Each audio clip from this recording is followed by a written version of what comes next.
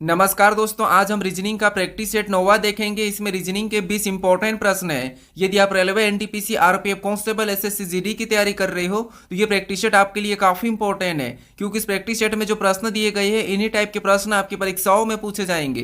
तो चलिए हम शुरू करते हैं प्रश्न 1 से। हमें पहला प्रश्न दिया है। प्रश्न कह रहा है कि कौन सा वेन आरेख जो दिए गए वर्गों के बीच के संबंध को सही ढंग से दर्शाता है। यानी हमें यहाँ पर शतरंज दिया है, टेनिस दिया और खेल दिया है, इनके बीच वेन डायग्राम कैसा बनेगा ये प्रश्न हमें पूछा है। तो देखिए, जब भी हम वेन डायग्राम के प्रश्नों को सोल्व करते हैं तो सबसे पहले हम क्या करते हैं, एक एक शब्द का डायग्राम बनाते हैं। ठीक है, तो देखिए सबसे पहले हम यहाँ पर क्या करते हैं, मान लीजिए सबसे पहले हम यहाँ पर शतरंज का डायग्राम बना लेते हैं। ठीक है, तो ये हमने क्या किया, शतरंज का डायग्राम बना लिया। उसके बाद फिर हम यहाँ पर क्या करेंगे, दूसरे शब्द का बनाएंगे जो कि हमें यहाँ पर दिया टेनिस। अब टेनिस का डायग्राम बनाने से पहले आपको ये देखना है कि जो हमने यहाँ पर शतरंज का डायग्राम बनाया है कि इनका टेनिस से कोई संबंध है या नहीं है। तो आपको होगा यहाँ पर शतरंज और टेनिस का आपस में कोई भी संबंध नहीं है, क्योंकि शतरंज भी एक खेल है और टेनिस भी एक खेल है। तो ये दोनों अलग अलग खेल है, तो इनका डायग्राम कैसा बनेगा, दोनों का अलग अलग बनेगा। ठीक है, अब उसके बाद हम यहाँ पर क्या करेंगे, तीसरे शब्द का बनाएंगे जो कि हमें यहाँ पर दिया खेल। अब खेल का डायग्राम बनाने से पहले हम ये देखेंगे कि जो हमने यहाँ पर शतरंज और टेनिस का डायग्राम बनाया, क्या इनका यहाँ पर खेल से कोई संबंध है या नहीं है। तो आपको हो गए यहाँ पर जो शतरंज और टेनिस है इनका दोनों का यहाँ पर खेल से संबंध है। ठीक है, क्योंकि ये दोनों खेल के अंतर्गत आते हैं। तो इनका डायग्राम कैसा बनेगा, तो यहाँ पर दोनों खेल के अंदर हो जाएंगे तो खेल का डायग्राम बनेगा, इनसे बाहर बन जाएगा। ठीक है, अब डायग्राम हमारा कैसा बनेगा, तो डायग्राम हमारा कुछ इस टाइप से बनेगा। तो ऑप्शन में देखेंगे तो ऑप्शन नंबर हमें यहाँ पर ए में दिया है, तो ऑप्शन नंबर ए हमारा इस प्रश्न का सही जवाब होगा। ठीक है, तो जब भी आपको वेन डायग्राम के प्रश्नों को सोल्व करना है तो एक एक शब्द का डायग्राम बनाना है। अब चलिए हम बढ़ते हैं प्रश्न 2 पे।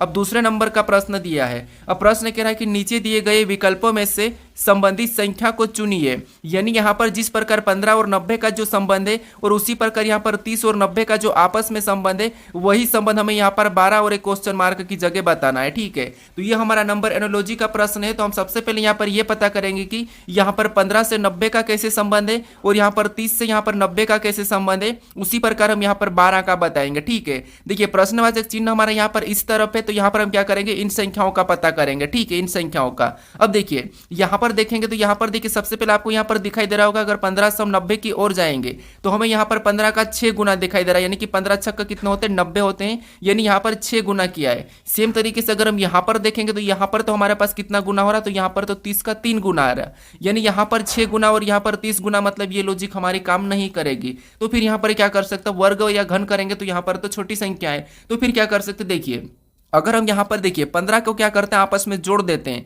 तो 5 और 1 कितने होते हैं, 6 हो जाते हैं। ठीक है, कितने 6 हो जाते हैं। और इसी को क्या करेंगे, 6 के साथ 15 का गुना कर देंगे, तो 15 छक्के कितने होते हैं, तो 15 छक्के होते हैं 90। कितने होते हैं, 90। और 90 यहाँ पर दिया है। सेम तरीके से यहाँ पर पता करते हैं, तो यहाँ पर भी 30 में आपस में 30 को जोड़ देंगे, तो यहाँ पर 3 और 0 कितने हो जाएंगे, तो आपको हो गए 3 और 0 3 ही होंगे। और इसको भी क्या करेंगे, इस 30 के साथ गुना कर देंगे, तो यहाँ पर 30 तिरिया कितने होंगे, तो 30 तिरिया भी हो जाएंगे 90। ठीक है, और 90 भी यहाँ पर दिया है। अब इसी तरीके से हम क्या करेंगे, यहाँ पर 12 का बताएंगे। ठीक है, हमें यहाँ पर लॉजिक पता चल चुका है। अब देखिए यहाँ पर 12 को भी आपस में जोड़ेंगे तो 1 और 2 कितने होते हैं, तो 1 और 2 होते हैं 3 है। ठीक है, और इसी 3 का हम क्या करेंगे, 12 के साथ गुना कर देंगे, तो 12 3 कितने होते हैं, तो 12 3 36 होते हैं। ठीक है, तो जो प्रश्नवाचक चिन्ह है यहाँ पर क्या होना चाहिए, 36 होना चाहिए। तो ऑप्शन में देखिए 36 कहाँ पर है, तो ऑप्शन नंबर हमारे पास यहाँ पर सी में दिया है, तो ऑप्शन नंबर सी हमारा इस प्रश्न का सही जवाब हो जाएगा। ठीक है, बस आपको लॉजिक को समझना है, लॉजिक को याद करते हुए चलना है। अब चलिए हम बढ़ते हैं प्रश्न 3 पे।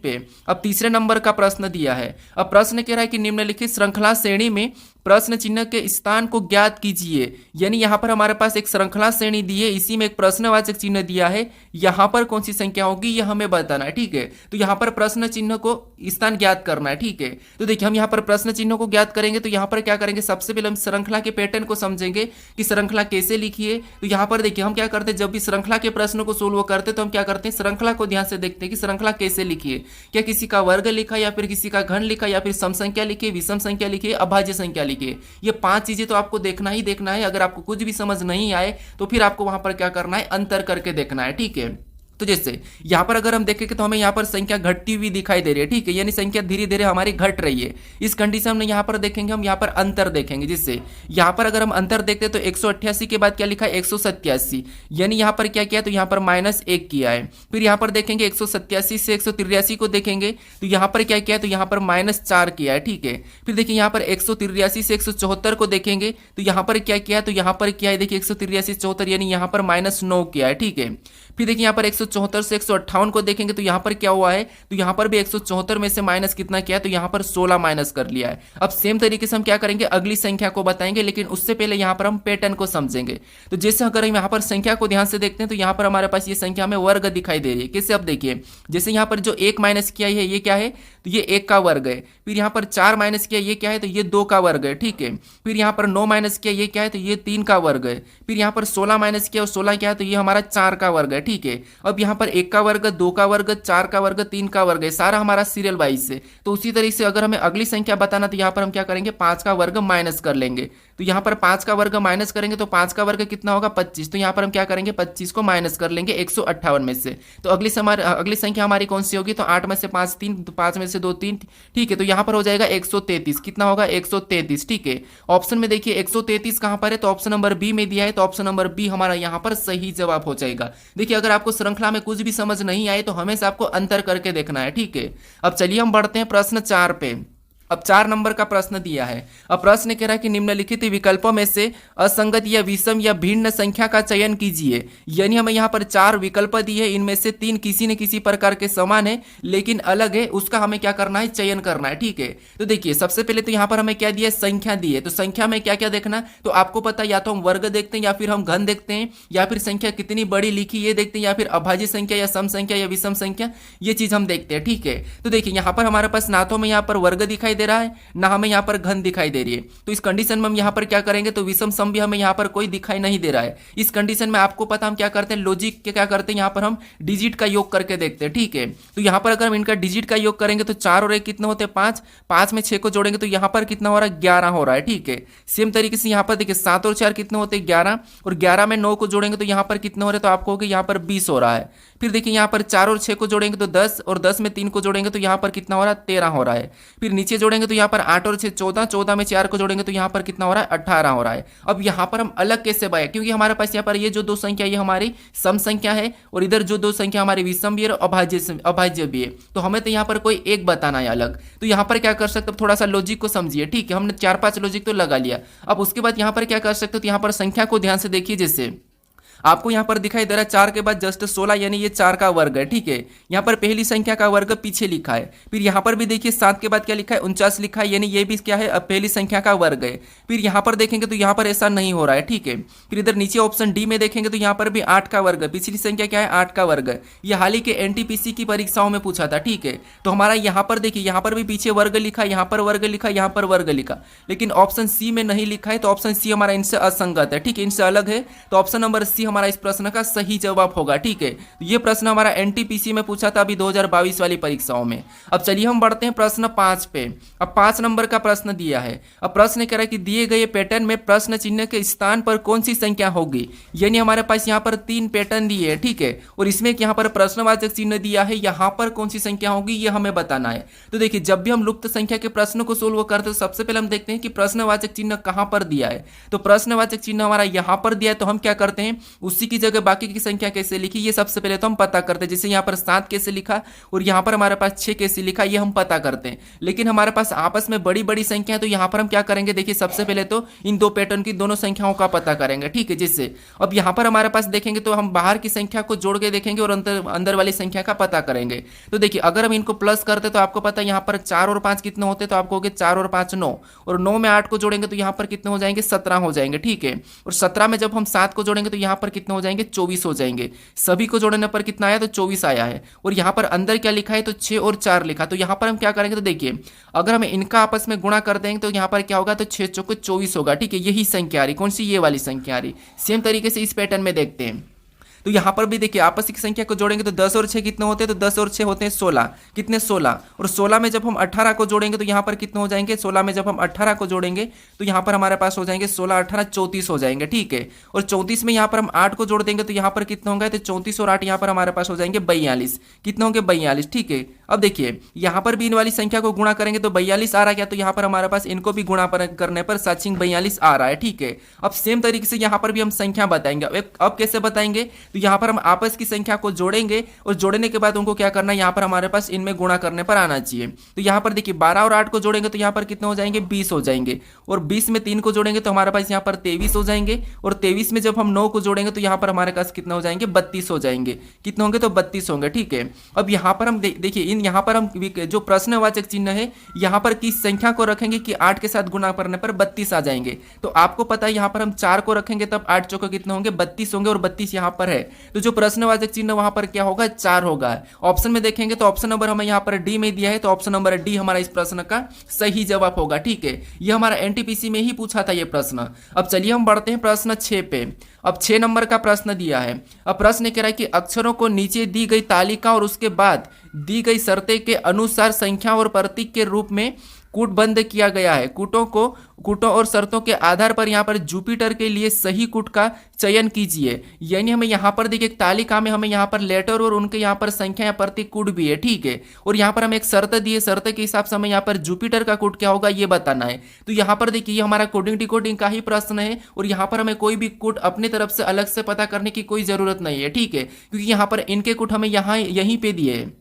तो अब देखिए सबसे पहले हमें यहाँ पर किसका बताना, तो जुपिटर का बताना। ठीक है, तो यहाँ पर हम जुपिटर को एक तरफ लिख लेते हैं, तो हमें यहाँ पर जुपिटर का कोड बताना है। अब देखिए हमने यहाँ पर जुपिटर को लिख लिया है, उसके बाद अब इसके कोड कैसे बताएंगे, तो इसके कोड हम यहीं से पता करेंगे। ठीक है, अब देखिए यहाँ से कैसे पता करेंगे, तो यहाँ पर आपको दिखाई दे रहा होगा एक शर्त के। ठीक है, आपको हमेशा क्या करना है, यहाँ पर जैसे यहाँ पर देखिए इस अक्षर का कोड क्या हो जाएगा, तो प्लस हो जाएगा, सी का कोड क्या होगा, तो 8 होगा, पी का यहाँ पर माइनस होगा, फिर आई का यहाँ पर 6 होगा। ये सारे इनके कोड है। ठीक है, लेकिन हमें यहाँ पर एक शर्त भी दी है, तो सबसे पहले तो हमें इसकी शर्त मानना है। तो शर्त हमें यहाँ पर क्या दी, तो आपको शर्त दी कि यहाँ पर देखिए शर्त कह रहा है कि यदि किसी अक्षर के ठीक बाद एक स्वर है तो उसे 7 के रूप में कूटबंधित किया जाएगा। ठीक है, यानी देखिए यदि किसी अक्षर के ठीक बाद अगर स्वर है तो उसे 7 के रूप में कूट किया जाएगा। ठीक है, तो यहाँ पर अगर हम जुपिटर में देखेंगे तो आपको पता है यहाँ पर हमें क्या दिया है, देखिए हम जुपिटर को वापस लिखते हैं, तो ये यहाँ पर जुपिटर है। ठीक है, और जुपिटर में यहाँ पर देखिए जुपिटर हमारा लिखा है, उसके बाद अब जुपिटर में हमें क्या कह रहा है, तो यहाँ पर कह रहा है कि अक्षरों के ठीक बाद अगर एक स्वर है तो उसे हम 7 से दर्शाते हैं। ठीक है, तो यहाँ पर देखिए सबसे पहले अगर हम जुपिटर में देखेंगे तो आपको यहाँ पर दिखाई दे रहा होगा कि एक तो हमारा ये स्वर है। ठीक है, और दूसरा स्वर हमारा यहाँ पर है, और तीसरा स्वर यहाँ पर है। तो यहाँ पर इनसे पहले कहा तो यहाँ पर टी को भी 7 से दर्शाएंगे, और हम पी को भी 7 से दर्शाएंगे, और यू को भी हम क्या करेंगे, जे को भी हम 7 से दर्शाएंगे। तो यहाँ पर जे का कोड तो आपको पता है क्या हो जाएगा, 7 हो जाएगा। ठीक है, कितना हो जाएगा, तो आपको हो गया 7 हो जाएगा, क्योंकि हमें यहाँ पर शर्त में कहा है। उसके बाद यू का कोड पता करेंगे, तो यू का कोड तो हमें यहाँ पर @ दिया है, तो यहाँ पर हम क्या करेंगे, इसका @ ले लेंगे। उसके बाद पी का कोड वापस से क्या हो जाएगा, तो पी का कोड वापस से 7 हो जाएगा, और आई का कोड क्या है, तो आई का कोड यहाँ पर देखेंगे तो आई का कोड 6 है, तो यहाँ पर हम 6 को ले लेंगे। उसके बाद वापस से हम टी का कोड क्या करेंगे, 7 ही लेंगे, क्योंकि ये स्वर से पहले वाला अक्षर है। उसके बाद ई का कोड देखेंगे तो ई का कोड क्या होगा, देखिए ई का कोड क्या हो जाएगा, तो आपको ई का कोड हमारा यहाँ पर देखेंगे तो ई का कोड हमें यहाँ पर 4 दिखाई दे रहा है, तो यहाँ पर हम क्या करेंगे, 4 को ले लेंगे। और आर का कोड क्या दिखाई दे रहा है, तो आर का कोड हमें यहाँ पर 9 दिखाई दे रहा है। ठीक है, तो आर का हम 9 ले लेंगे। अब ऑप्शन में देखेंगे यहाँ पर 7 @ 6 7 4 9, तो ऑप्शन नंबर हमारे पास यहाँ पर देखिए कहां पर है, तो ऑप्शन नंबर हमें यहाँ पर बी में दिया है, तो ऑप्शन नंबर बी हमारा यहाँ पर सही जवाब हो जाएगा। ठीक है, अब चलिए हम बढ़ते हैं प्रश्न 7 पे। अब 7 नंबर का प्रश्न दिया है। अब प्रश्न कह रहा है कि दिए गए घन को मोड़ने पर कौन सा घन बनेगा। यानी यहाँ पर हमारे पास एक खुला घन दिया है, ठीक है, खुला पासा दिया है, इसको बंद करने पर कैसा बनेगा ये प्रश्न हमें पूछा है। तो देखिए आपको मैं पासे को कैसे बंद करना है ये तो बता चुका हूं, फिर भी हम यहाँ पर रिवीजन कर लेते हैं। ठीक है, अब देखिए सबसे पहले हम क्या करते हैं, जब भी पासे को बंद करते हैं तो सबसे पहले हम करते हैं यहाँ पर जो खुला पासा उसमें विपरीत पता करते हैं। ठीक है, तो यहाँ पर खुले पासे में विपरीत कैसे देखते हैं, तो लगातार सतह है उसमें हर तीसरी सतह एक दूसरे के विपरीत होती है। तो जैसे यहाँ पर अगर हम देखेंगे तो 6 का विपरीत क्या हो जाएगा, 3 हो जाएगा, यानी 6 का विपरीत क्या है, तो 6 का विपरीत 3 है। ठीक है, उसके बाद फिर हम देखेंगे तो यहाँ पर 5 का विपरीत क्या हो जाएगा, तो 5 का विपरीत 2 हो जाएगा, तो यहाँ पर हमने लिखा 5 का विपरीत 2। उसके बाद हमारे पास क्या बचा, तो हमारे पास यहाँ पर बचा 4 और 1, तो ये भी आपस में विपरीत हो जाएंगे। ठीक है, तो 4 का विपरीत क्या होगा, तो 4 का विपरीत 1 होगा। अब देखिए आपको पता है कि हमेशा जो बंद पासा है उस पर विपरीत सतह एक साथ नहीं दिखाई देती है। ठीक है, विपरीत सतह हमेशा नहीं दिखाई देती है, या तो आपको 6 दिखाई देगा तो 3 नहीं दिखाई देगा, अगर आपको 5 दिखाई देगा तो 2 नहीं दिखाई देगा, 2 दिखाई देगा तो 5 नहीं दिखाई देगा, अगर आपको 4 दिखाई देगा तो 1 नहीं दिखाई देगा, 1 दिखाई देगा तो आपको 4 नहीं दिखाई देगा। अब हम यहाँ पर ऑप्शन में देखते हैं, तो ऑप्शन में हमें यहाँ पर देखिए सबसे पहले 6 दिखाई दे रहा है और 3 नहीं दिखाई दे रहा है, तो ठीक है 5 यहाँ पर दिखाई दे रहा है, 5 का 2 नहीं दिखाई दे रहा तो ये भी ठीक है। 4 दिखाई दे रहा तो 1 नहीं दिखाई दे रहा, मतलब इसको हम क्या कर सकते हैं, मोड़कर बना सकते हैं। ठीक है, तो ऑप्शन ए हमारा यहाँ पर बन रहा है। हम ऑप्शन बी को भी चेक कर लेते हैं। ठीक है, ऑप्शन बी में देखेंगे तो आपको पता है यहाँ पर 5 और 2 आपस में विपरीत है, लेकिन यहाँ पर 5 और 2 एक साथ दिखाई दे रहे हैं तो ये नहीं बनेगा। ठीक है, ये हमारा नहीं बनेगा। ऑप्शन सी में देखेंगे तो यहाँ पर भी हमें 5 और 2 आपस में विपरीत जो एक साथ दिखाई दे रहे हैं तो ये भी नहीं बनेगा। फिर ऑप्शन यहाँ पर देखेंगे डी में, तो यहाँ पर भी 4 और 1 आपस में विपरीत है और ये भी एक साथ दिखाई दे रहे हैं तो ये भी नहीं बनेगा। ठीक है, तो बंद पासे में विपरीत हमेशा एक साथ नहीं दिखाई देते हैं। ठीक है, तो यहाँ पर ऑप्शन नंबर हमारा कौन सा वाला, ए वाला सही जवाब हो जाएगा। अब चलिए हम बढ़ते हैं प्रश्न 8 पे। अब 8 नंबर का प्रश्न दिया है। अब प्रश्न कह रहा है कि नीचे दी गई आकृति में दर्पण प्रतिबिंब को चुनिए, यानी हमें यहाँ पर एक आकृति दी है, इसका दर्पण प्रतिबिंब इस तरफ कैसा बनेगा ये प्रश्न हमें पूछ रहा है। अब देखिए यहाँ पर हमें एम एन रेखा दी तो आपको पता है इन रेखा का दर्पण प्रतिबिंब कैसा बनेगा, तो यहाँ पर इस तरफ बनेगा। ठीक है, अब देखिए सबसे पहले तो यहाँ पर अगर इसका प्रतिबिंब इधर बनेगा तो ये पूरा के पूरा क्या हो जाएगा, दाईं ओर पलट जाएगा। ठीक है, अगर ये दाईं ओर पलट जाएगा तो यहाँ पर देखिए ये घड़ी का तो गोल आकार तो वैसा ही रहेगा। ठीक है, ये गोल आकार हमारा वैसा ही रहेगा। उसके बाद यहाँ पर जो हमें चिन्ह दिखाई दे रहा है, जैसे हमारी ये पहली लाइन है। ठीक है, तो यहाँ पर देखिए एक और ये इधर से तीसरे स्थान पर है तो इधर भी कहाँ हो जाएगा, तो इधर भी इधर तीसरे स्थान पर हो जाएगा, यानी कि यहाँ पर होगा। अब यहाँ पर कांटे का निशान देखेंगे तो ऑप्शन ए में नहीं है, यहाँ पर देखेंगे तो ठीक है बी में भी नहीं है। ठीक है, क्योंकि ये सीधा होना था तो बी में भी नहीं है। यहाँ पर देखेंगे सी में तो ठीक है, लेकिन सी में भी हमारे पास यहाँ पर यहाँ होना था। ठीक है, तो ये भी नहीं है। ऑप्शन डी में देखेंगे तो हमारा ऑप्शन नंबर कौन सा वाला, डी वाला ही मैच हो रहा है। ठीक है, तो ऑप्शन नंबर डी हमारा इस प्रश्न का सही जवाब होगा, क्योंकि ये जो यहाँ पर काटा ये भी क्या हो जाएगा, इधर यहाँ आ जाएगा। ठीक है, तो यहाँ पर ये दिखाई दे रहा हमें, तो ऑप्शन नंबर डी हमारा इस प्रश्न का सही जवाब हो जाएगा। अब चलिए हम बढ़ते हैं प्रश्न 9 पे।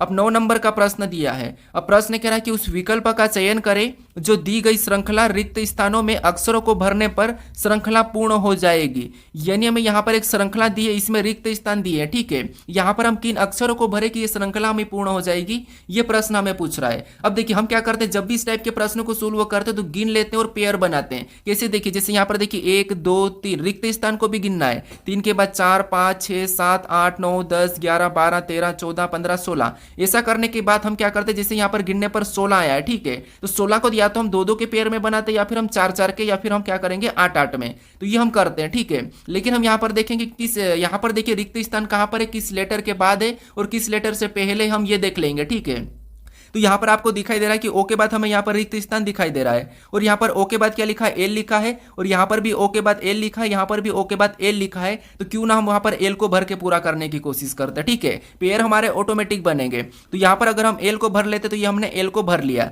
अब डी ओ एल डी, यहाँ पर डी ओ एल डी वापस आया। ठीक है, अब ओ से पहले देखेंगे तो ओ से पहले हमें यहाँ पर डी दिखाई दे रहा और यहाँ पर ओ से पहले हमें बी दिखाई दे रहा। इसका मतलब ये है कि यहाँ पर लेटर का साइज से माइनस हो रहा है। ठीक है, जैसे यहाँ पर एक माइनस करेंगे तो यहाँ पर सी हो जाएगा। ठीक है, और यहां पर माइनस करेंगे तो यहां पर बी। अब देखिए यहां पर आपको पेयर बनते हुए दिखाई दे रहा है। ठीक है, यहां पर देखिए डी ओ एल डी, यानी यहां से एक पेयर बनेगा, फिर वहां सी ओ एल डी यहां से भी एक पेयर बनेगा, बी ओ एल डी यहां से भी एक पेयर बन गया। अब यहां पर क्या करेंगे, इसमें हम माइनस कर लेंगे, क्योंकि हमने यहां पर सी में माइनस करा बी और बी में माइनस करेंगे तो यहां पर क्या हो जाएगा, ए हो जाएगा। ठीक है, तो ए और डी यहां पर लास्ट में क्या आ जाएगा, डी आ जाएगा। अब यहां पर देखेंगे हम पेयर को पढ़ेंगे तो यहां पर डी ओ एल डी, सी ओ एल डी, यहां पर बी ओ एल डी और यहां पर ए ओ एल डी। ठीक है, तो चारों पेयर हमारे यहां पर समान है, बस फर्स्ट वाला लेटर में क्या चल रहा था, तो यहाँ पर -1, इसमें भी -1, इसमें भी -1। ठीक है, तो यहाँ पर हमने कौन कौन से लेटर भरे, ये हमारा सही जवाब होंगे। तो सबसे पहले हमने एल को भरा, फिर हमने यहाँ पर सी को भरा, फिर हमने यहाँ पर ए को भरा, फिर वापस हमने लास्ट में डी को भरा। तो ये हम ऑप्शन में देखेंगे कि LCAD ऑप्शन में देखेंगे तो LCAD हमारे पास ऑप्शन नंबर कहाँ पर दिया है, तो ऑप्शन नंबर सी में दिया है। तो ऑप्शन नंबर सी हमारा इस प्रश्न का सही जवाब हो जाएगा। अब चलिए हम बढ़ते हैं प्रश्न 10 पे। अब 10 नंबर का प्रश्न दिया है। अब प्रश्न यहाँ पर कह रहा है कि यदि यहाँ पर देखिए, यदि एन का अर्थ प्लस और डॉलर का अर्थ माइनस और हेस का अर्थ यहाँ पर भागित दिया है और प्रतिशत का अर्थ गुणा दिया है, तब यहाँ पर ये जो समीकरण दी है इसको सोल्व करने पर क्या होगा इसका मान, ये प्रश्न हमें पूछ रहा है। ठीक है, तो देखिए ये हमारा गणितीय संक्रिया का प्रश्न है। तो यहाँ पर हम क्या करेंगे, हमें यहाँ पर कहा कि एड, यहाँ पर देखिए एंड का यहाँ पर क्या कहा, तो प्लस का है, और यहाँ पर देखिए डॉलर को क्या कहा, इसने माइनस का है, और यहाँ पर हेस को इसने क्या कहा, भागित का है, और यहाँ पर प्रतिशत को इसने क्या कहा, गुणा का है, तो हम क्या करेंगे यहाँ पर जो हमें समीकरण दिए इनके चिन्ह बदल लेंगे। ठीक है, तो यहाँ पर देखिए जो यहाँ पर प्रतीक है इनके जगह हम क्या करेंगे, जो कहा वो चिन्ह रख लेंगे। तो सबसे पहले तो हमारे पास यहाँ पर देखिए 8 है, तो हम 8 को लिख लेते हैं। उसके बाद यहाँ पर चिन्हों को देखेंगे तो प्रतिशत है, और यहाँ पर प्रतिशत का अर्थ है यहाँ पर क्या कहा, गुणा का, तो यहाँ पर हम क्या करेंगे, गुणा का चिन्ह लगाएंगे।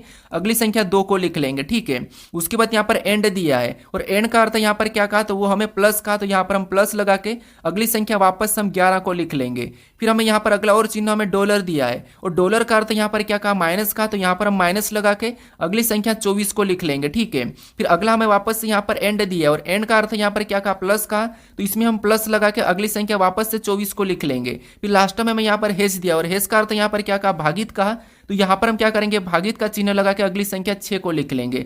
अब इसको हम क्या करेंगे, बोर्डमास रूल पे सोल्व करेंगे। ठीक है, अब देखिए बोर्डमास रूल पे सोल्व करेंगे तो सबसे पहले हम भाग देते हैं, फिर गुणा करते हैं, फिर माइनस प्लस करते हैं। ठीक है, तो यहाँ पर इधर हम क्या करते हैं, इनका गुणा दे देंगे। तो यहाँ पर देखिए 8 दूना कितने होते, तो 8 दूना होते 16। ठीक है, और प्लस का वैसा ही उतारेंगे, 11 भी वैसा ही उतरेगा, माइनस 24 भी ऐसा ही उतरेगा, और प्लस का चिन्ह वैसा ही उतरेगा। इधर हम क्या करेंगे, भाग दे देंगे। तो यहाँ पर 6 में 24 का भाग देंगे तो 6 चौक 24, यानी ये 4 बार में जाएगा। उसके बाद यहाँ पर हम क्या करेंगे, प्लस करेंगे। तो यहाँ पर देखिए 11 और 16 कितने होते, तो आपको हो गए ये हमारे 27 होते हैं। ठीक है, कितने होते हैं, 27 होते हैं, और 27 माइनस 24 हम क्या करेंगे, इसको वैसे ही उतार लेते हैं। अब देखिए यहाँ पर हम 27 और 24, तो हमारा यहाँ पर माइनस वाली बड़ी संख्या है, तो 27 को हम क्या करेंगे, यहाँ पर घटा लेंगे। तो 24 में से 27 को घटाएंगे तो यहाँ पर क्या बचेगा, तो आपको हो गए, तो यहाँ पर हमारे पास बचेगा 3। कितना बचेगा, 3 बचेगा। ठीक है, अब उसके बाद हमारे पास यहाँ पर बड़ी संख्या कौन सी है, तो आपको हो गई यहाँ पर, तो हमारे पास बड़ी संख्या कौन सी है, तो यहाँ पर बड़ी संख्या हमारी यहाँ पर प्लस की है। ठीक है, तो ये प्लस का ही रहेगा, ऊपर से प्लस का 4 उतर जाएगा। अब देखिए माइनस प्लस हमेशा माइनस ही होता है, तो यहाँ पर अब देखिए 3 और 4 आए, तो इनको जोड़ देंगे तो कितने हो जाएंगे, 7 हो जाएंगे। यानी समीकरण का मान क्या हुआ है, 7 हुआ है। तो ऑप्शन में देखेंगे तो ऑप्शन नंबर डी में दिया है, तो ऑप्शन नंबर डी हमारा इस प्रश्न का सही जवाब हो जाएगा। अब चलिए हम बढ़ते हैं प्रश्न 11 पे। अब 11 नंबर का प्रश्न दिया है। अब प्रश्न कह रहा है कि एक तस्वीर को इशारा करते हुए जॉन कहता है कि वह मेरे बेटे की मां की बहन है। तस्वीर के व्यक्ति का जॉन से क्या संबंध है, यह प्रश्न हमें पूछ रहा है। तो मैं आपको कल के वीडियो में भी बताया था कि जब भी आपको इशारा करने वाले प्रश्न पूछे तो आपको खुद को लेकर प्रश्न को सोल्व करना है। अब कैसे देखिए, यहाँ पर मान लीजिए सबसे पहले क्या कर रहा है, हमें कह रहा है कि एक तस्वीर की ओर इशारा करते हुए जॉन कहता है, यानी आपने किसी तस्वीर की ओर इशारा करा है। ठीक है, मान लो एक ये तस्वीर है, आपने इसकी ओर इशारा करा और आपने क्या कहा कि वह मेरे बेटे की माँ, यानी आपके बेटे की माँ, उसका मतलब क्या है कि आपकी पत्नी, आपके बेटे की माँ की बहन। आपका यहां पर क्या कह रहा है कि आपके बेटे की मां की बहन, इसका मतलब ये कि आपका बेटा और उसकी मां, मतलब आपकी पत्नी और आपकी पत्नी की बहन, वो इस तस्वीर के व्यक्ति का जॉन से क्या संबंध है, ये प्रश्न पूछा है। तो यहां पर से कहां लगा, यहां पर लगा जॉन के पास, यानी जॉन की ये जो तस्वीर है ये जॉन की क्या लगेगी, ये प्रश्न पूछ रहा है। तो तस्वीर में कौन है, तो आपको होगी ये मां की बहन है। कौन है, मां की बहन। तो अब देखिए आपकी यानी कि मां की बहन यानी कि क्या है, अपने बेटे की मां की बहन है, इसका मतलब ये कि ये पत्नी की बहन है। ठीक है, तो अपनी पत्नी की बहन अपनी क्या लगती, तो आपको होगी साली लगती है। तो ऑप्शन में देखेंगे साली कहां पर है, तो ऑप्शन नंबर हमें यहां पर बी में दिया है, तो ऑप्शन नंबर बी हमारा इस प्रश्न का सही जवाब होगा। ठीक है, अगर आप इसको पेन उठा के करोगे तो यहां पर कैसे करोगे, देखिए सबसे पहले यहां पर पढ़ोगे एक तस्वीर की ओर इशारा करते हुए जॉन कहता है, यानी आपने यहां पर एक तस्वीर बनाया और इसके तरफ किसने, जॉन ने इशारा करा है। ठीक है, यानी जॉन यहां पर मान लीजिए जॉन है। ठीक है, ये क्या कर रहा है, तस्वीर की ओर इशारा कर रहा है। जॉन कहता है कि वह मेरे बेटे, यानी वह मेरे बेटे मतलब इसका एक बेटा है। ठीक है, इसका ये कौन है, बेटा है। तो यहां पर हम क्या करते हैं, इसका बेटे को बना लेते, तो ये इसका मोहन का क्या है, इसका जॉन का ये बेटा है। ठीक है, बेटे की माँ मतलब ये इसकी एक कौन हो जाएगी, तो इसकी पत्नी हो जाएगी। ठीक है, ये कौन है, इसकी पत्नी है। और पत्नी की बहन, तो ये जो तस्वीर वाली है क्या है, तो इसकी पत्नी की बहन है। इसका मतलब ये कि जॉन से क्या संबंध है, तो ये जॉन की क्या लगेगी, तो आपको होगी साली लगेगी। तो ऑप्शन नंबर हमारा बी यहाँ पर सही जवाब होगा। ठीक है, तो हमेशा आप ज्यादा से ज्यादा क्या करोगे, खुद से लेकर प्रश्न को सोल्व करोगे तो आसानी से सोल्व हो जाएगा। अब चलिए हम बढ़ते हैं प्रश्न 12 पे। अब 12 नंबर का प्रश्न दिया है, यहां पर हमें देखिए कथन दिया है और उसका यहां पर हमें निष्कर्ष 4 दिए हैं। तो सबसे पहले तो हमें यहां पर 2 कथन को समझना है, फिर इनके बारे में जो चारों निष्कर्ष क्या करें हमें यह देखना है। तो हमेशा आपको यहां पर सत्य कथन को मानना है। ठीक है, प्रश्न आपको वहां पर पूछा पूरा बोलेगा वहां पर कि आपको हमेशा कथन को सत्य मानना है, जो दिया है उसको सत्य मानना है, फिर उसके बारे में निष्कर्ष का क्या करना है, यहां पर ज्ञात करना है। ठीक है, तो यहां पर हमें सबसे पहले कथन को समझना है डायग्राम के माध्यम से। तो सबसे पहले अगर हम कथन को पढ़ेंगे तो कथन कह रहा है कि सभी जहाज नाव है, यानी जितने भी जहाज है सभी के सभी क्या है, तो आप कहोगे ये जितने भी जहाज है वो सभी के सभी क्या है, नाव है। ठीक है, तो ये जो जहाज है वो सभी के सभी क्या है, नाव है। तो इनको हम क्या करेंगे, नाव के अंदर बना लेंगे। ठीक है, क्या करेंगे, नाव के अंदर बना लेंगे। तो सभी के सभी जहाज ये नाव के अंदर हो गए। तो यहाँ पर देखिए ये हमने नाव का डायग्राम बनाया, ये बाहर से नाव हो गई और नाव के अंदर ये हमारे जहाज हो गए। अब दूसरा यहाँ पर क्या कह रहा है, तो दूसरा कह रहा है कि सभी लंगर जहाज है। अब जितने भी लंगर है वो सभी के सभी जहाज है। तो इसका डायग्राम कैसा बनेगा, तो आप कहोगे इसका डायग्राम यहाँ पर जहाज के अंदर बन जाएगा, क्योंकि यहाँ पर जितने भी लंगर है वो सभी के सभी जहाज है। तो लंगर का डायग्राम भी जहाज के अंदर बन जाएगा। ठीक है, अब देखिए, अब इसके बारे में निष्कर्ष क्या कह रहा है ये हम देखेंगे। तो यहाँ पर पहला निष्कर्ष कह रहा है कि सभी लंगर क्या है, नाव है। क्या आपको यहाँ पर सभी की सभी लंगर नाव दिखाई दे रहे हैं क्या, तो आप कहोगे यहाँ पर सभी की सभी लंगर नाव दिखाई दे रहे हैं, क्योंकि ये लंगर जो है सभी की सभी नाव के अंदर है। ठीक है, तो यहाँ पर हमें पहला वाला तो सही कह रहा है। अब दूसरे को देखेंगे तो यहाँ पर कुछ जहाज लंगर है। जब यहाँ पर सारे के सारे लंगर जहाज है तो कुछ जहाज तो क्या होंगे, सारे के सारे लंगर जहाज है तो कुछ तो होंगे, इसलिए यहाँ पर हमें दूसरा भी सही कह रहा है। अब तीसरे को देखते हैं तो तीसरा में करा कि कोई भी लंगर नाव नहीं है। क्या आपको यहाँ पर कोई भी लंगर नाव नहीं ऐसा दिखाई दे रहा है, तो आप कहोगे नहीं, यहाँ पर तो लंगर नाव के अंदर है, तो ये तो हमें गलत कह रहा है। अब यहाँ पर हम चौथे को देखेंगे तो चौथा कह रहा है कि कुछ नाव लंगर है। तो ये भी सही बात कि यहाँ पर जितने भी लंगर सभी के सभी नाव है तो कुछ तो होंगे, तो यहाँ पर हमारा चौथा भी सही कह रहा है। तो ऑप्शन में देखेंगे पहला, दूसरा और चौथा। तो ऑप्शन नंबर हमारे पास यहाँ पर कहां पर दिया है, ऑप्शन नंबर हमें यहाँ पर सी में दिया है कि यहाँ पर निष्कर्ष पहला और दूसरा और चौथा पालन करते हैं। ठीक है, तो ऑप्शन नंबर सी हमारा इस प्रश्न का सही जवाब हो जाएगा। अब चलिए हम बढ़ते हैं प्रश्न 13 पे। अब 13 नंबर का प्रश्न दिया है। अब प्रश्न कह रहा है कि यदि अमेरिका बराबर 1734,651 और इंडिया बराबर 68,961 तब कनाडा को आप किस प्रकार लिखेंगे, ये प्रश्न हमें पूछ रहा है। ठीक है, तो ये हमारा कोडिंग डिकोडिंग का ही प्रश्न है। हमें सबसे पहले यहाँ पर पता करना कि अमेरिका कोड यहाँ पर कैसा लिखा है और यहाँ पर इंडिया का कोड यहाँ पर ये कैसा लिखा है। सेम तरीके से यहाँ पर हम कनाडा का बताएंगे। ठीक है, तो यहाँ पर देखिए सबसे पहले अगर हम देखेंगे तो आपको पता है जब भी हम लेटर से संख्या को देखते हैं तो हम क्या करते हैं, उन लेटर को इनकी प्लेस वैल्यू लिख लेते हैं, यानी कि ABCD में कितने नंबर पे आते हैं। तो यहाँ पर अगर हम देखेंगे तो ए हमारा 1 नंबर पे आता तो 1 को ले लेंगे। एम हमारा 13 नंबर पे आता तो हम 13 को लिखेंगे। अब यहाँ पर 1 तो लिखा है लेकिन यहाँ पर 7 लिखा है, इसका मतलब ये है कि इनकी नंबरिंग करेंगे तो कुछ नहीं होना है, क्योंकि यहाँ पर ई भी हमारा ABCD में 5 नंबर पे आता है और यहाँ पर देखिए हमारा 173 और यहाँ पर हमारे पास अलग संख्या आ रही है। तो फिर यहाँ पर क्या करेंगे, तो पीछे से देख लेते हैं। यहाँ पर ए हमारा 1 नंबर पे आता तो 1 को लिखा है, यहाँ पर सी हमारा 3 नंबर पे आता लेकिन यहाँ पर 7 लिखा है, तो इधर से भी नहीं हो रहा है। तो अब क्या कर सकते हैं, अगर हम यहाँ पर देखिए, यहाँ पर अगर हम देखेंगे तो इंडिया में भी आपको पता है आई 9 नंबर पे आता लेकिन यहाँ पर 6 लिखा है। यानी अगर हम यहाँ पर देखेंगे तो जो इनके कुड यहाँ पर देखेंगे, जिसे अगर हम यहाँ पर देखें एक को बात करते तो यहाँ पर एक को यहाँ पर क्या लिखा है, तो यहाँ पर 1 लिखा है और यहाँ पर भी एक को यहाँ पर 1 लिखा है। सेम तरीके से इंडिया में देखेंगे तो यहाँ पर भी एक को 1 ही लिखा है। इसका मतलब ये है कि इनके ही कुट हमें लेना पड़ेगा। ठीक है, तो हमें यहाँ पर सी का बताना सबसे पहले। तो सी का कुट यहाँ पर क्या लिखा है, तो आपको सी का कोड तो यहाँ पर 5 लिखा है, तो यहाँ पर हम क्या करेंगे 5 को ले लेंगे। ठीक है, ऑप्शन में भी हमें 5 दिया है। फिर यहाँ पर हमें ए का लेना है, तो ए का तो आपको पता है यहाँ पर सभी में क्या दिया है, तो 1-1 दिया है, तो यहाँ पर हम क्या करेंगे 1 ले लेंगे। फिर हमें यहाँ पर एन का बताना है, एन का हमें यहाँ पर क्या दिया है 8 दिया है, तो यहाँ पर हम क्या करेंगे 8 को ले लेंगे। उसके बाद ए का तो आपको पता है 1 है। फिर यहाँ पर डी का देना है, तो डी का तो यहाँ पर देखिए डी का 9 लिया है, तो यहाँ पर हम क्या करेंगे 9 को ले लेंगे और ए का तो आपको पता है 1 है। ठीक है, अब ये हम ऑप्शन में मैच करते हैं कि यहाँ पर 51, 81, 91 कहाँ पर है, तो 51, 81, 91 हमें ऑप्शन नंबर बी में दिया है, तो ऑप्शन नंबर बी हमारा यहाँ पर सही जवाब होगा। ठीक है, तो आपको यहाँ पर इनके कोड पता करना है, तो सबसे पहले तो इनको नंबर करके देखना है, अगर नहीं मिले तो फिर आपको यहाँ पर करना है कि 2 अर्थ दिए जाए तो इनको भी कोड चुराने की कोशिश करना है। अब चलिए हम बढ़ते हैं प्रश्न 14 पे। अब 14 नंबर का प्रश्न दिया है। अब प्रश्न करा कि यदि शब्द यहाँ पर लेमेंट के सभी अक्षरों को वर्णमाला क्रमानुसार यहाँ पर व्यवस्थित किया जाए तो कितने अक्षरों की स्थिति अपरिवर्तित रहेगी। यानी यहाँ पर हमें यह करना है कि वर्णमाला अनुसार, ठीक है, जो वर्णमाला में जो नंबर है यहाँ पर जो लेटर लिखे जाते हैं उनके अनुसार हमें क्या करना है, व्यवस्थित करना है लेमेंट को।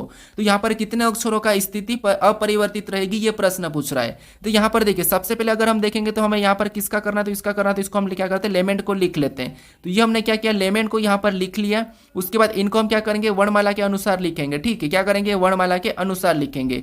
अब देखिए यहाँ पर अगर हम वर्णमाला के अनुसार लिखेंगे तो सबसे पहले आपको ABCD में पता है कि सबसे पहले कौन आता है, तो ए आता है। तो यहाँ पर छोटा सबसे कौन है, ए है, वो पहले नंबर पे आ जाएगा। ठीक है, तो यहाँ पर हमने क्या करा, ए को लिख लिया।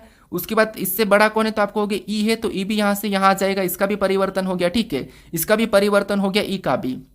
फिर हम यहाँ से लेंगे तो किसको लेंगे, इसके बाद हम तो एल को लेंगे, तो एल भी हमारा यहाँ पर परिवर्तित हो गया। उसके बाद हम यहाँ पर एम को लेंगे तो एम भी हमारा यहाँ पर परिवर्तित हुआ है, ठीक है, क्योंकि यहाँ पर तीसरे नंबर पे था, यहाँ पर चौथे नंबर पे आया।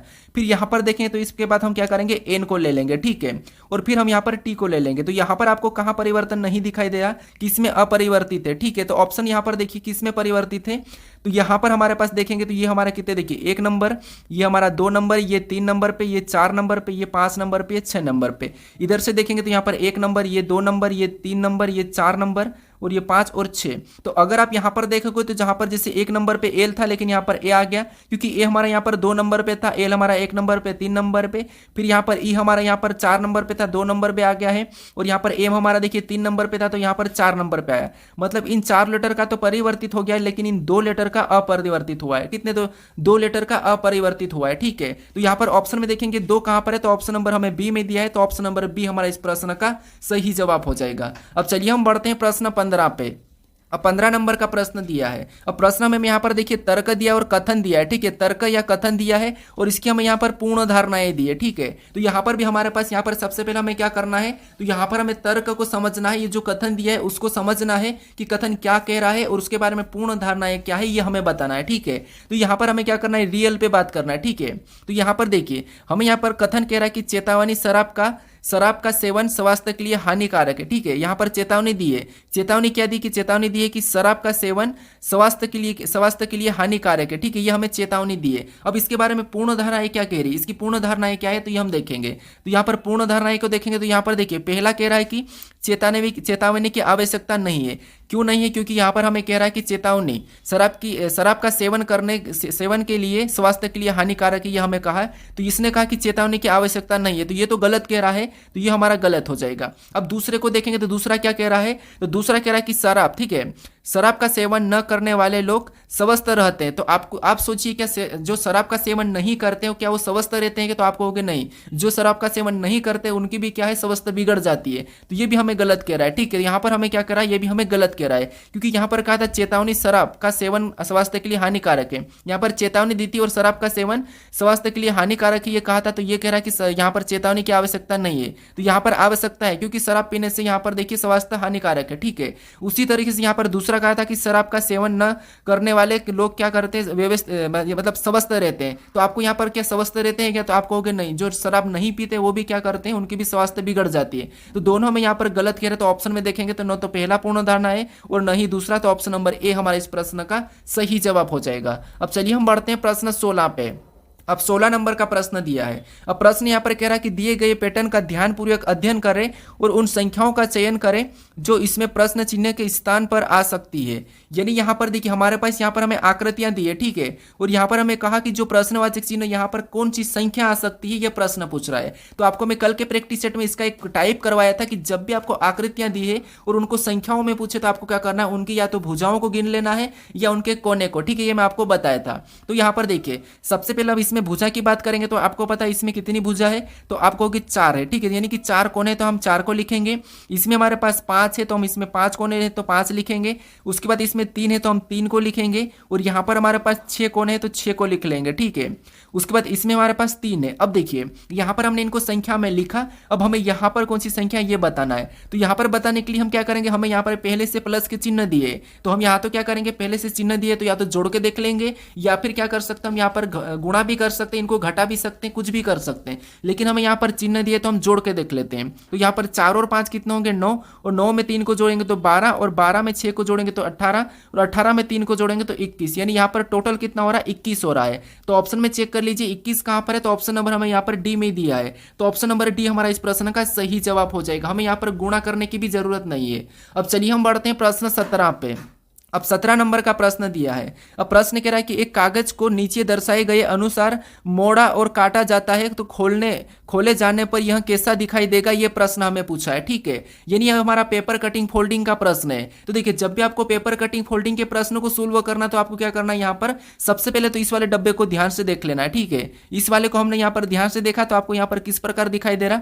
उसके बाद हमें कह रहा है कि इसको हम क्या करेंगे, इस तरफ रोटेट करेंगे, ठीक है, इस तरफ हम क्या करेंगे, मोड़ देंगे इस कागज को। तो आपको पता अगर ये यहाँ पर है, ठीक है। अगर ये यहाँ पर है तो इधर भी कैसा बनेगा, तो आप कहोगे कुछ इस टाइप से ही बनेगा, और यहाँ पर भी इनका ये डब्बा भी सेम बनेगा, ठीक है, और गोल ये पीछे चले जाएगा। अगर सेम यहाँ पर ये ऐसा करेंगे तो इस तरफ को मोड़ेंगे तो ये ऐसा बन जाएगा। अब सेम तरीके से यहाँ से वापस से कहा कि अब इसे पूरा मोड़ना है इस तरफ से। हमें पहले तो यहाँ पर आधा कहा था क्योंकि इतनी ही रेखा दी थी, ठीक, इतना ही मोड़ना था। अब हमें यहाँ पर कह रहा है कि इतना पूरा मोड़ना है, तो अगर हम इसको पूरा मोड़ देंगे तो जो सेम ऊपर है वो भी नीचे बन जाएगा। तो यहाँ पर ये निशान कैसे हो जाएंगे, तो आमने सामने, इधर से भी आमने सामने तो निशानी बन जाएंगे, ठीक है। फिर यहाँ पर जो डब्बा है वो कुछ इस टाइप से हो जाएगा, यहाँ पर गोला हो जाएगा। इधर से भी जो बीच वाला डब्बा वो इस टाइप हो जाएगा और बीच में यहाँ पर गोला हो जाएगा पीछे। तो ये अगर हम ऑप्शन में देखेंगे तो यहाँ पर ये निशान बदल गया, मतलब ये नहीं होगा। यहाँ पर तो हमारे पास ये खाली जगह, इधर तो बचा ही नहीं, मतलब ये भी नहीं होगा, इस तरफ तो होगा ही नहीं। फिर हमारे पास ऑप्शन बचा कौन सा वाला, डी वाला। तो डी वाला ही हमारा यहाँ पर क्या हो जाएगा, सही जवाब होगा, ठीक है, क्योंकि यहाँ पर चारों के निशान यहाँ पर केंद्र की ओर बन रहे हैं, ठीक है। तो यहाँ पर भी हमने ऐसा ही बनाया था, तो ऑप्शन नंबर हमारे यहाँ पर डी वाला सही जवाब हो जाएगा। अब चलिए हम बढ़ते हैं प्रश्न 18 पे। अब 18 नंबर का प्रश्न दिया है। अब प्रश्न कह रहा है कि दिए गए पैटर्न को कौन सा विकल्प पूर्ण करेगा, यानी हमें यहाँ पर एक आकृति दी है और इसमें एक प्रश्नवाचक चिन्ह दिया है। यहाँ पर हम किस विकल्प को रखें कि ये चिन्ह हमारा क्या हो जाएगा, ये आकृति हमारी पूर्ण हो जाएगी, ये प्रश्न हमें पूछ रहा है। तो यहाँ पर देखिए, सबसे पहले हम आकृति को देखेंगे तो आपको क्या करना है, हमें खाली जगह कहाँ पर, यहाँ पर दिखाई दे रही है, ठीक है। तो इसी की जगह आपको देखना है कि यहाँ पर किस प्रकार का बना है, यहाँ पर किस प्रकार का बना है, वैसे ही हमें यहाँ पर भी बनाना है। तो यहाँ पर देखिए, सबसे पहले हमें यहाँ पर ये वाला जो लाल वाला दिखाई दे रहा है बीच में, ये भी हमारा सेम इसमें ऐसा ही बन जाएगा, ठीक है। ये लाइन पूरी होगी। तो ये लाइन अगर हम ऑप्शन में देखेंगे तो ऑप्शन देखिए, यहाँ पर तो हमें ऑप्शन ए में मैच हो रही है, ठीक है, लेकिन ऑप्शन डी में हमारे पास यहाँ पर ऑप्शन बी में आड़ी जा रही है, तो ऑप्शन बी नहीं होगा। यहाँ पर हमारे पास ठीक है, ये भी हमारी मैच हो रही है, लेकिन यहाँ पर तो जरा भी मैच नहीं हुई, तो ऑप्शन डी भी नहीं होगा। ऑप्शन सी और ए बचा। अब यहाँ पर देखिए, इसमें भी हमारे पास लाल डॉट है, यहाँ पर भी है, तो इसमें भी हमारे पास क्या हो जाएगा, लाल वाला हो जाएगा, ठीक है। बीच में सेम तरीके से यहाँ पर क्या बनेगा, लाल डॉट वाला बनेगा। अब देखिए, ये अगर हम ऑप्शन में देखते हैं तो ऑप्शन में आपको यहाँ पर कहाँ दिखाई दे रहा है, तो आप कहोगे इसमें नहीं है, ठीक है। ऑप्शन हमारे पास कौन सा बचा, तो ऑप्शन ए बचा, तो ऑप्शन नंबर ए हमारा इस प्रश्न का सही जवाब होगा, ठीक है। क्योंकि यहाँ पर इधर से ये लाइन भी पूरी होगी तो यहाँ पर भी हमें ये लाइन दिखाई दे रही है, इधर से हमारी ये लाइन पूरी होगी तो यहाँ पर हमें ये लाइन भी पूरी दिखाई दे रही है। तो ऑप्शन नंबर हमारा कौन सा, ए वाला सही जवाब हो जाएगा। अब चलिए हम बढ़ते हैं प्रश्न 19 पे। अब 19 नंबर का प्रश्न दिया है। अब प्रश्न कह रहा है कि दी गई श्रृंखला में अगली आकृति पैटर्न कौन सा होगा, यानी हमारे पास यहाँ पर एक आकृति की श्रृंखला दी और इसी में अगली आकृति पैटर्न यहाँ पर कौन सा होगा, यह हमें बताना है। तो यहाँ पर देखिए, सबसे पहले हम आकृति के प्रश्नों को सोल्व करते हैं। तो क्या करते हैं, यहाँ पर हम देखते हैं कि एक एक चिन्ह को देखते हैं। जैसे यहाँ पर सबसे पहले इसे देखेंगे तो ये यहाँ पर इस प्रकार का था, लेकिन अगले में ये क्या हुआ, नीचे आ गया, ठीक है। इसी एक ही को लेके उठा के देखना है, फर्स्ट वाली को ही लेके पकड़ के चलना है। अगले में ये यहाँ पर आ गया, ठीक है। फिर देखिए, और अगले में देखेंगे तो अगला वाला इस तरफ बन गया, ठीक है। तीसरे नंबर में इस तरफ आ गया है, तीसरे नंबर में इस तरफ आ गया, और चौथे नंबर में वापस से यहाँ चले गया। तो पांचवें नंबर वाले में हमें बताना, तो देखिए सबसे पहले यहाँ था और यहाँ से यहाँ पर आया, फिर यहाँ पर आया, फिर यहाँ पर आया, तो अगले में वापस यहीं पर चले जाएगा, यानी अगले में कहां पर, तो आप कहोगे यहीं पर चले जाएगा। ऑप्शन में देखेंगे तो ये उधर घूम चुका है, तो ये नहीं होगा, यहां पर तो है ही नहीं, तो ऑप्शन सी और डी तो होगा ही नहीं। अब हमारे पास बचे ऑप्शन ए और डी, क्योंकि हमेशा हम गलती निकालते हैं। अब यहां पर देखेंगे हम, जिसे बीच वाले को देखेंगे तो यहां पर हम ब्लैक डॉट की बात करेंगे, तो यहां पर सबसे पहले नीचे वाले कोने पर था, ठीक है। अगले में जाके यहां पर आया, उसके बाद फिर अगले में गया तो इस कोने पर आ गया, तो फिर वापस अगले में आएगा तो अगले में कहां चले जाएगा, तो आप कहोगे जैसे यहाँ से शुरू हुआ था, यहाँ आया तो वापस अगले में कहां हो जाएगा, तो आप कहोगे अगले में वापस से इसी स्थान पर चले जाएगा या फिर ऊपर चले जाएगा। तो आप कहोगे अगर यहाँ पर एक छोड़ के एक आ रहा था तो उसी प्रकार यहाँ से रिटर्न जाएगा, ठीक है। यहाँ पर अगर हम बिठाएंगे तो फिर यहाँ पर एक छोड़ के एक तो सीरीज बनेगी नहीं, तो इसलिए यहाँ पर क्या हो जाएगा, तो आप कहोगे यहाँ पर वापस से ऊपर वाले में आ जाएगा, ठीक है। यहाँ से रिटर्न होगा एक छोड़ के, क्योंकि यहाँ से गया और यहाँ तक आया। अब यहाँ से ये वापस यहाँ जाएगा और यहाँ आएगा, तो हमारे अगले वाले में यहाँ आ जाएगा। तो ये वाला हमारा ऑप्शन नंबर कहाँ पर दिया है, ए में दिया है, तो ऑप्शन नंबर ए हमारा इस प्रश्न का सही जवाब हो जाएगा। अब चलिए हम बढ़ते हैं प्रश्न 20 पे। अब 20 नंबर का प्रश्न दिया है। अब प्रश्न कह रहा है कि नीचे दिए गए विकल्पों में से संबंधित शब्दों को चुनिए, यानी यहाँ पर जिस प्रकार प्रतिरोध और ओम का जो आपस में संबंध है उसी प्रकार ऊर्जा का किससे होगा, ये हमें बताना है, ठीक है। तो ये हमारा एनालॉजी का ही प्रश्न है, शब्द एनालॉजी का है। अब देखिए, सबसे पहले अगर हम देखेंगे तो यहाँ पर प्रतिरोध और ओम का आपस में संबंध देखेंगे, तो आपको पता है यहाँ पर जो प्रतिरोध है इसका यहाँ पर देखिए प्रतिरोध का मात्रक क्या है, तो वो है ओम है, ठीक है। प्रतिरोध का मात्रक क्या है, ओम है। उसी प्रकार ऊर्जा का मात्रक क्या हो जाएगा, तो आपको पता है ऊर्जा का मात्रक है जूल, क्या है, जूल। तो ऑप्शन में देखेंगे तो ऑप्शन नंबर हमें यहाँ पर बी में दिया है, तो ऑप्शन नंबर बी हमारा यहाँ पर सही जवाब होगा। तो ऊर्जा का मात्रक क्या है, तो आप कहोगे जूल है, ठीक है, क्या है, जूल है। अब देखिए, जूल हमारा क्या है, ऊर्जा का मात्रक है और ये कार्य का भी है, ठीक है, क्या है, तो आप कहोगे ये कार्य का भी मात्रक है, कौन है, जूल है। कार्य और ऊर्जा का मात्रक क्या है, तो आप कहोगे जूल है। अब अगर आपको यहाँ पर शक्ति पूछे तो ये देखिए यहाँ पर देखिए वाट, वाट किसका मात्रक है, तो आप कहोगे ये हमारा शक्ति का है। ठीक है, क्या है, शक्ति का है, तो वाट हमारा शक्ति का मात्रक है। ठीक है, वोल्ट किसका, ये आप मुझे कमेंट करके बताइए। अब चलिए हम बढ़ते हैं प्रश्न 21 पे।